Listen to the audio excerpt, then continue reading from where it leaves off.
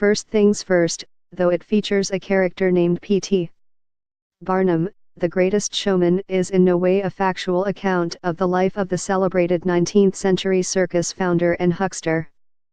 In fact, you'll have to completely set aside any unsavory stories you may have heard about the real-life Barnum, because this one is played by the charming Hugh Jackman. Resistance is futile. Directed by first-timer Michael Gracie, the musical never aspires to be anything more than a heaping helping of PG-rated holiday cheese, something that the whole family can partake of. For the most part, it meets that low bar, though you'll have to suspend disbelief at every turn. The story begins during Barnum's boyhood when, while working in his father's tailor shop, he falls in love with Charity, the daughter of a wealthy client who would never let his only child run off with the son of tradesmen. But once the girl becomes an adult, played by Michelle Williams, she can't be talked out of marrying her beloved.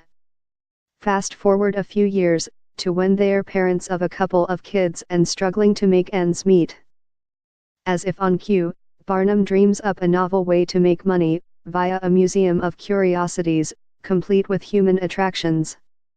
After he puts out a call for unique individuals, the movie shows him forming his troupe during a musical montage. There's the bearded lady, Keela Settle, and Tiny Tom Thumb, Sam Humphrey, not to mention the sibling trapeze artists W.D. and Ann Wheeler, Yahya Abdul-Mateen II and Zendaya. When W.D. warns that people won't like seeing black performers on stage, the showman replies with a knowing smirk, "Oh, I'm counting on it." At first, Barnum isn't very sensitive to the needs of his employees. When he tries to recruit the man whom he would christen Tom Thumb, a dwarf who isn't interested in having people stare at him, Barnum replies, "They're laughing anyway. You might as well get paid." But pretty soon, he's as progressive as a 21st-century Twitter liberal, empowering his group of former pariahs to live their best lives. In other words, you won't find any evidence here of Joyce Haight, the black slave who, in real life, was exhibited by Barnum as George Washington's 161-year-old childhood mammy. Nor does the film include the public autopsy he staged after Haight's death. Not that this sanitized Barnum is a saint. He becomes a social climber, to the dismay of the beatific Charity. Meanwhile, Barnum's new partner, a blue blood with the appropriately hoity-toity name of Philip Carlyle, Zac Efron, starts falling for Anne.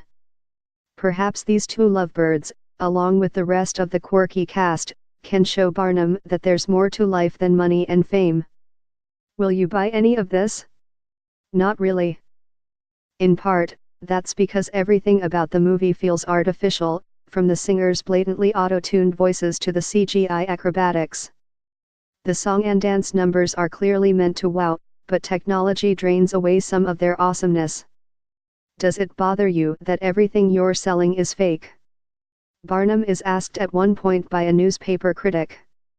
It's hard not to apply the question to the film itself.